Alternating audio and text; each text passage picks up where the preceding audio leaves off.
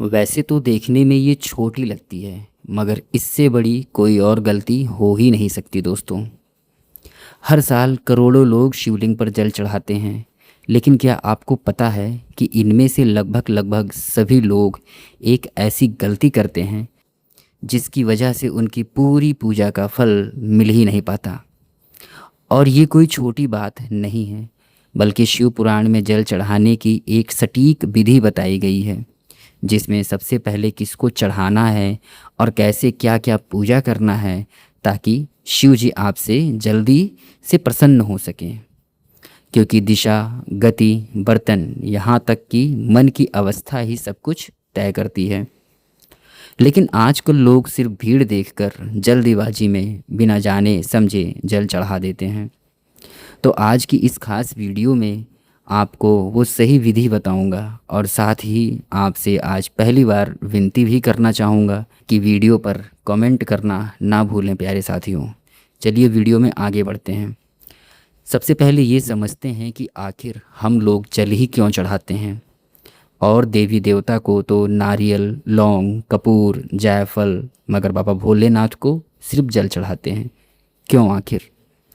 दोस्तों, समुद्र मंथन की कथा हम सब जानते हैं कि जब हलाहल विष निकला और शिव जी ने उसे कंठ में धारण किया, तो उस जहर के असर से शिव जी के गले में भारी ताप बढ़ने लगा, और उस विष की गर्मी को शांत करने के लिए देवताओं ने उन पर जल की धारा भी बहाई थी। और इसी परंपरा से जलाभिषेक शुरू हुआ। और ध्यान दो, ये सिर्फ शिव जी को शीतलता देने का प्रतीक नहीं है, बल्कि हमारे भीतर के विष यानी क्रोध, अहंकार, ईर्ष्या को धोने का भी प्रतीक है। क्योंकि बाबा भोलेनाथ ने जिस तरह से हमारे कल्याण के लिए पूरा जहर अपने कंठ में रोक लिया, ठीक उसी तरह से हमें भी अपने अहंकार, ईर्ष्या, क्रोध को अपने जुबान तक नहीं आने देना है। सब कुछ सहना है ताकि हमसे कोई और ना आहत हो सके। इसलिए शास्त्रों में इसकी विधि इतनी बारीकी से बताई गई है, क्योंकि ये कोई क्रिया नहीं, बल्कि अगर ध्यान से देखिए तो एक साधारण दिखने वाली आंतरिक साधना है। जल चढ़ाने से पहले कुछ बातों का ध्यान रखना जरूरी है। शास्त्रों में तांबे या चांदी के लोटे को सबसे शुभ माना गया है। तांबे में एक प्राकृतिक ऊर्जा होती है जो जल को और भी शुद्ध बनाती है। स्टील या प्लास्टिक के बर्तन से हमें खासकर बचना चाहिए। जल की बात करें तो गंगा जल सबसे उत्तम माना गया है, लेकिन अगर वो उपलब्ध ना हो तो साफ स्वच्छ जल भी बाबा भोलेनाथ को खुश करने के लिए काफ़ी है। बस ध्यान देने वाली बात है कि जल एकदम साफ सुथरा और भावपूर्ण से चढ़ाया जा रहा हो। दिशा की बात करें तो पूजा करते समय अपना मुख पूरब या उत्तर दिशा में रखना शुभ माना जाता है। दक्षिण दिशा की ओर मुख करके पूजा करने से बचना चाहिए। अब जल अर्पित करने का सही नियम भी जानते हैं। सबसे पहले भगवान श्री गणेश जी को जल लोटे से थोड़ा सा जल जलाधारी के दाएं भाग पर अर्पित करना चाहिए, जो कि गौरी प्रिय पुत्र श्री गणेश जी का स्थान माना जाता है। इसके बाद जलाधारी के बाएं भाग पर जल चढ़ाना चाहिए, जो कि श्री कार्तिकेय जी का स्थान है। इसके बाद देवी अशोक सुंदरी जी को जल चढ़ाएं, यानी जलाधारी के मध्य में जल चढ़ाना चाहिए, जो माता पार्वती और शिव जी की पुत्री अशोक सुंदरी देवी का स्थान है। और इसके बाद में माता पार्वती यानी गोलाई वाले भाग पर जल अर्पित करें, जो माता पार्वती के हस्त कमल को दर्शाता है।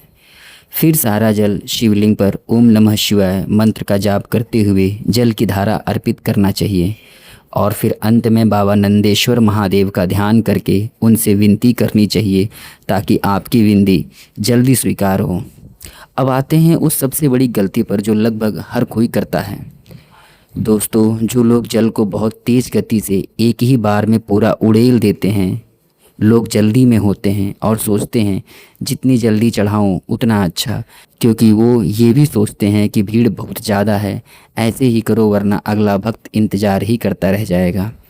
लेकिन शिव पुराण के अनुसार जल हमेशा धीरे धीरे एक पतली और अविरल यानी बिना रुके, बिना धार के टूटे उसे देखते हुए चढ़ाना चाहिए। जैसे कोई नदी शांति से बहती है, वैसे ही जल की धार होनी चाहिए, ना बहुत तेज ना बीच में टूटे। इसके पीछे एक गहरा भाव है। जल की धीमी निरंतर धार आपके मन की एकाग्रता और धैर्य का प्रतीक। जब आप जल्दीबाजी में जल चढ़ाते हो तो आपका मन भी अस्थिर होता है, और कहा जाता है कि अस्थिर मन से की गई पूजा पूरा फल नहीं देता। दोस्तों, एक छोटी सी कहानी सुनाता हूँ, अच्छा लगेगा।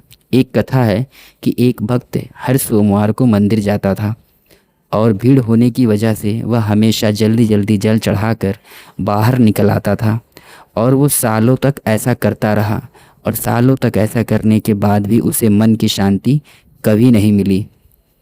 फिर एक दिन एक वृद्ध पुजारी ने उससे कहा, बेटा, तुम शिव को जल नहीं चढ़ाते हो, बल्कि तुम अपनी जल्दीबाजी चढ़ा रहे हो। एक बार सुबह सुबह जल्दी आओ जब भीड़ ना हो, और धीरे धीरे मन लगाकर जल चढ़ाओ। और फिर उस भक्त ने ठीक वैसा ही किया, और कहते हैं उसे पहली बार सच में एक गहरी शांति और अंदर से एक अलग सा अनुभव हुआ। तो अगली बार जब आप जल चढ़ाओ तो भले ही पीछे लंबी लाइन लगी हो, कोशिश यही करिए कि कम से कम कुछ पल शांति से धीमी धार में जल बाबा को चढ़ा सको, क्योंकि यही सही तरीका है। और अगर संभव हो तो भीड़ कम होने के समय, जैसे बहुत सुबह सुबह मंदिर जाइए, ये सबसे अच्छा रहता है। और शास्त्रों में बताया गया है कि जल चढ़ाते समय ओम नमः शिवाय मंत्र का जाप करना चाहिए। ये 5 अक्षर वाला मंत्र पृथ्वी, जल, अग्नि, वायु और आकाश 5 तत्वों को दर्शाता है और शिव जी के पंचाक्षर स्वरूप का प्रतीक है। इसके अलावा जल चढ़ाते समय मन में कोई एक भाव जरूर रखो, चाहे वह कृतज्ञता का भाव हो, क्षमा मांगने का भाव हो, या किसी संकल्प का भाव हो। खाली मन से बिना किसी भावना के जल चढ़ाना शास्त्रों में एक अधूरी पूजा मानी गई है। एक आखिरी ज़रूरी बात, जल चढ़ाने के बाद शिवलिंग को एक साफ सूखे कपड़े से धीरे से पोंछना चाहिए। अगर कपड़ा नहीं ले गए हैं तो कम से कम जितना ज़्यादा हो सके अपने हाथों से ही शिवलिंग को सुखवा देना चाहिए। गीला शिवलिंग यूं ही छोड़ देना अधूरी पूजा और असावधानी का प्रतीक माना गया है। तो अब चलो पूरी विधि को एक बार फिर से समझते हैं। तांबे या चांदी के पात्र में स्वच्छ जल लीजिए, पूर्व या उत्तर दिशा की ओर मुख करके बैठो, धीरे धीरे बिना रुके एक पतली धार में जल चढ़ाओ। जल्दबाजी बिल्कुल मत करो, साथ में ओम नमः शिवाय का जाप करो और मन में एक सच्चा भाव रखो, और अंत में शिवलिंग को साफ कपड़े से पोंछ दो।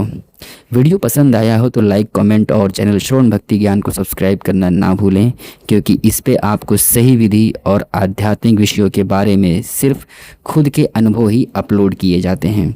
हर हर महादेव, ओम नमः शिवाय।